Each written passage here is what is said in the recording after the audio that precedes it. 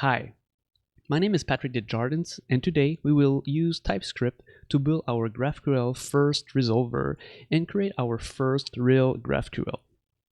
Once you complete that video, you will be in a place that you will know how to strongly type a resolver from a GraphQL file. In the last video, we created a fake schema inside a string to get the GraphQL server up and running without exception.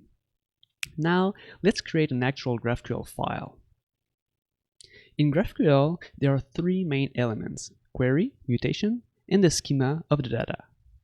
You can see some similarities with the database language. A select is a query, an insert and update are a mutation, and a schema is like a table schema. The entry points in GraphQL is the query. We have two entities, houses and people. We need to build a query for these two entities to be able to fetch these entities directly. Without query, the schema of these entities would be queryable only if they get into a node of another type. For example, if we have only a query on the house and none on the people, we could still access the person schema by querying the house and moving down to the relationship of person by the owner field. Inside the GraphQL folder on schemas, we create a file all.graphql. Inside the file, we can create a type named query and add houses and people that return a type of house and people. A couple of details here. First, we will need to create the return type house and person. But second, the way the array is created is particular to GraphQL.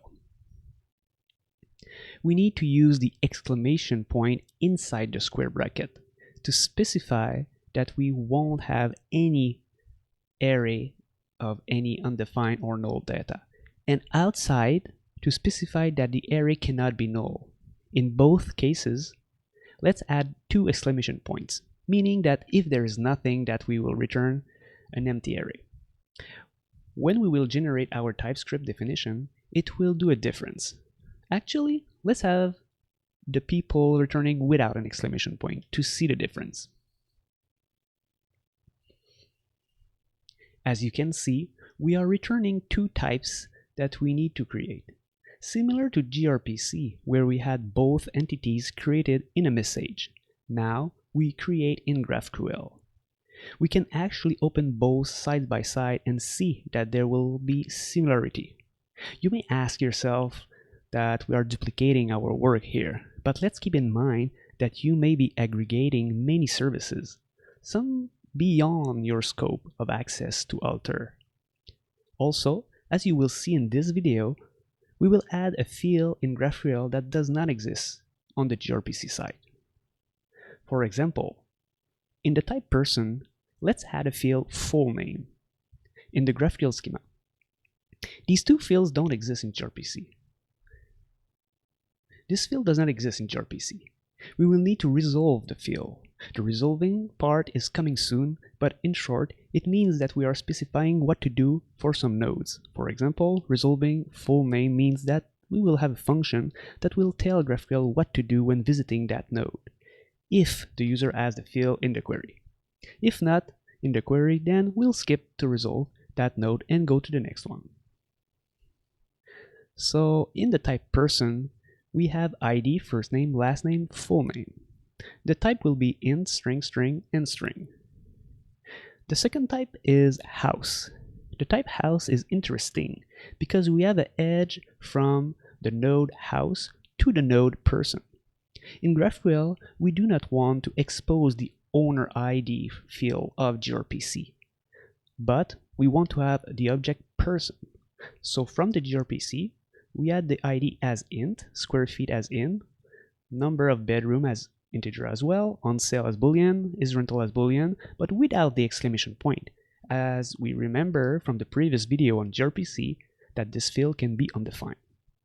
Then instead of owner ID, we expose owner of type person. It is a required field, but we could be nullable if we desire. At that point, let's go to the GraphQL server.ts and connect the schema we created instead of the string. In the GraphQL, we will use the merge type from the package merge GraphQL schemas. So we need to define a constant that's going to hold all the schemas and use merge types and all the GraphQL file. It allows to have many .GraphQL files into a single one. It is convenient to separate our GraphQL file into many for clarification. The function will need to use file loader as well to load all the files from a glob. Once these two lines are in place, let's change our .GraphQL to have two files, one person.GraphQL and one house.GraphQL. Then we move the content appropriate to the domain. In our case, it is quite straightforward. As you can see, we can have many types with the same name. For example, a query is available in both files. In the end, they will get merged together. Separating the query is a good practice. Keeping the query and mutation next to the schema helps when you have hundreds or more entities or type in GraphQL. Back to the server file, we will need to replace in the configuration the resolver fields with the two resolvers that we will create. One for the house and one for the person entity. But first, let's leverage type creation to have our TypeScript generated from the GraphQL file, which will also generate for us potential resolver to implement. I am saying potential because no resolver is required, or not all the nodes are also known as field of entities that needs to be resolved. If the GraphQL and the gRPC are one-to-one in their name and type, then nothing would be needed. GraphQL automatically map the field, but we need to remember that it's by name. In the package.json, let's create a new script, the GraphQL :generate :ts, which is going to use the GraphQL CodeGen and the configuration in CodeGen graph.yml. We use the GraphQL CodeGen to generate our TypeScript, so let's install CodeGen and a couple of extensions. I'm going to use npm install and save a GraphQL CodeGen as well as many add GraphQL CodeGen extension, like the add one that's going to allow us to add comments, the CLI that's going to allow us to call the CodeGen, the TypeScript to generate the TypeScript one, and also the TypeScript's operation. And let's add also the TypeScript resolver. So CodeGen is going to generate many types around the entities and the operation. The command line used the YAML file with the configuration. In that file that we name CodeGen grapql.yml, we need to define where is living our GraphQL file under the schema. The document can be null for the moment. Later in a future video, we will use the document field when we consume the GraphQL to generate custom type from our query in the web application.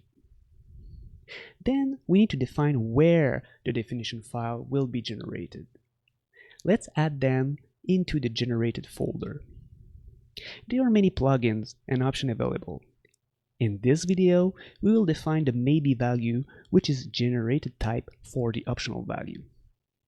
We will set them to be of the specified type T or undefined, similar with the default mapper to TypeScript with the partial T, which will wrap all fields to be partially resolved. This is important since when you perform a GraphQL query, you may not fetch all the entity fields, but just a portion of them. We want our TypeScript definition to reflect that possibility. Then we can generate by executing the script.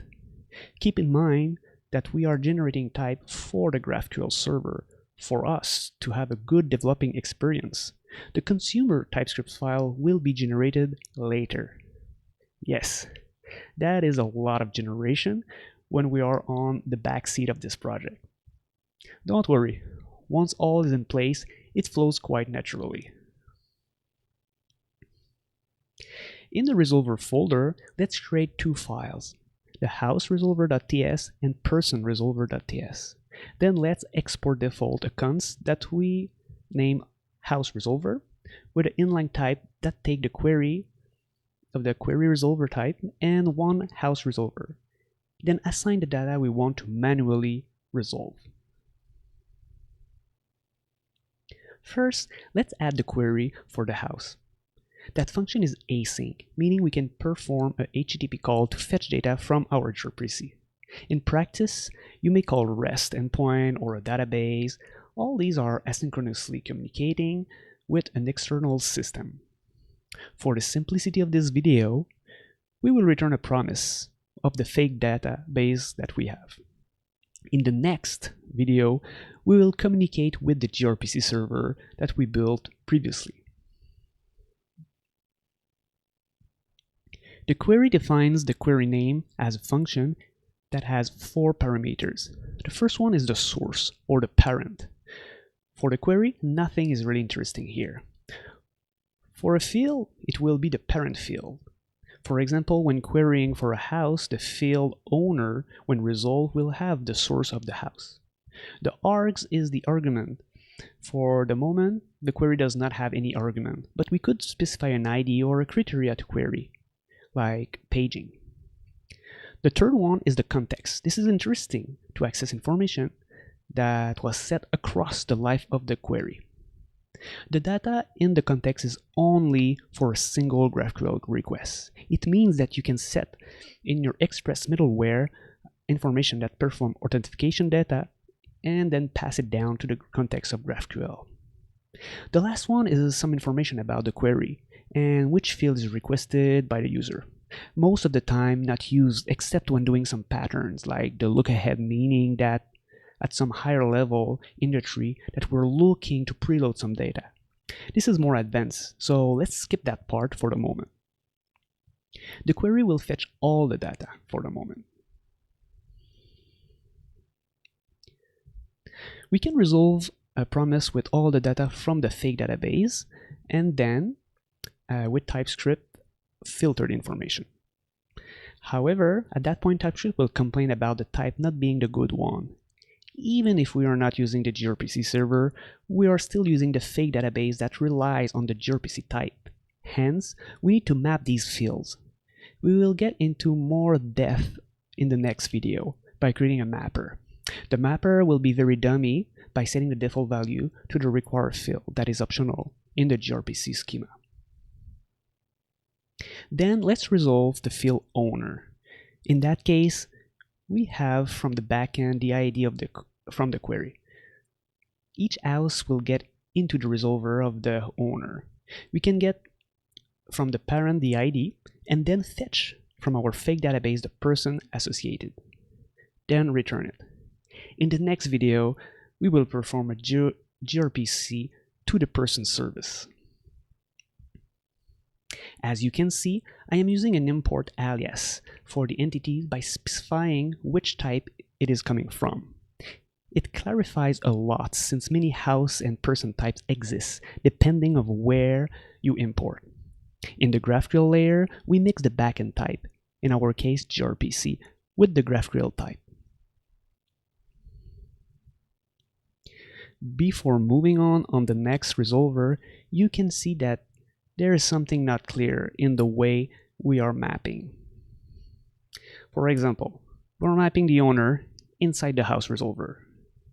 In a few seconds, we will map the person, which will have the same mapping. It should definitely get into its own mapper file. Also, you can see we defined the field full name inside the house resolver. That logic shouldn't be in the resolver of the owner, but into the resolver of the person. Thus, let's keep the code this way as an educative step toward a better solution that we will see in the next episode of that series. The second resolver is for the person. We will also leverage the type generated for us, as well as using the alias for the person from the gRPC and from the GraphQL. Similar to the house, we create a constant that we default export and query to fetch all the people. We use the fake database as well for the moment. We need to return a promise because the function is asynchronous. The next parameter are the same as for the house. The source is different, but otherwise very similar. All resolvers will have the same context subject. The full name could use the source, which is the parent entity, and aggregate the first and last name. As you can see, the gRPC does not have the field, but the GraphQL offers the field. What is important to retain is that not only we can create a dynamic field from a single service, but in many scenarios, we stitch different services together. Imagine that house in the GraphQL might need to have a value field. The gRPC does not have the value. It needs to use the CityWeb API to fetch the evaluation. With GraphQL, we would have the resolver function calling the gRPC to get the house data, but also call the city APIs and merge the two data together. For the consumer, it is transparent. The user does not know about all the mingling of information. This is the power of GraphQL, a single place to fetch all the information from many places.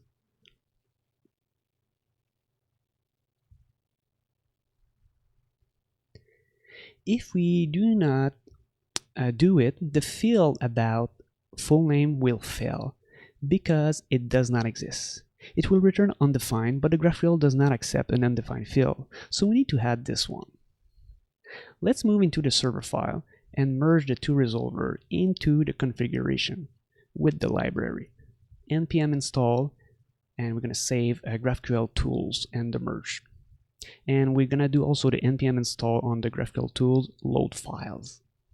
There are many ways to load the resolver and GraphQL file. I am showing you one that I like because it loads them without having to import them individually. It uses the file extension or a folder. You can see we are using many third-party libraries, and you do not have to. I am showing many ways, and you get what you prefer. At that point, we are ready to test our GraphQL server. Starting the GraphQL server with GraphQL start, we can go back to the browser and craft the query. Let's go on port 5600 and use localhost with the GraphQL in the URL. A good practice is to always name your query. The reason is that the information can be collected by your GraphQL service, and you can log some information about the performance or popular fields. I might do a video about it since I am a huge fan of collecting data to improve performance or usability when it is for user interface. Then we need to call a query. We have two. So let's start with the house since it's more interesting. We can ask for only the ID and we get only the ID.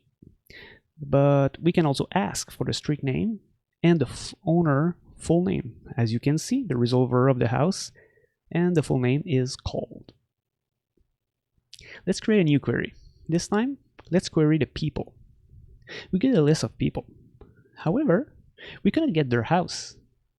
Let's go back to the GraphQL schema, person.graphql, and add a collection of house. The gRPC does not have any information about the house in the person.proto, so we need to have the resolver fetch all the house and filter it to the list of the user ID. Once added in the GraphQL, we generate the type. Now the resolver can resolve the new fields. Then we access the house, fake database, and get it with a filter function. All the house with the owner ID of the user to get started because we changed the GraphQL file. We need to generate the TypeScript. You can create a script that watches the GraphQL file and automatically generate the TypeScripts for you. Similarly to what we have done with the gRPC files. So once we fetch the house, we need to map again.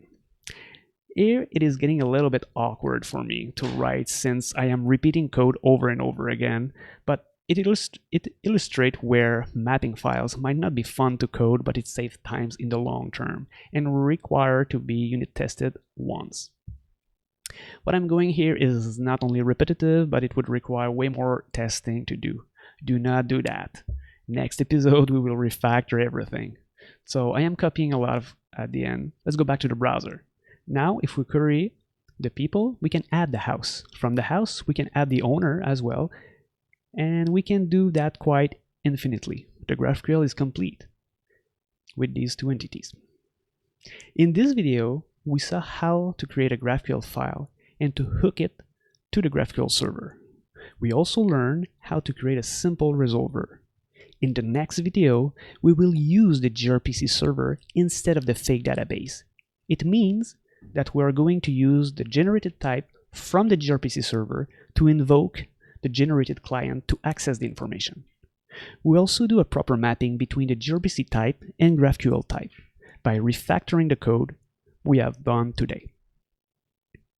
Stay tuned for the next transformation. If you find the video interesting and would like me to continue, feel free to subscribe and to like the video. You can also ask me questions or improvement tips that I should do with my recording. I am quite nervous with video editing and I am seeking advice. Have a good day, have fun with GraphQL, and see you soon.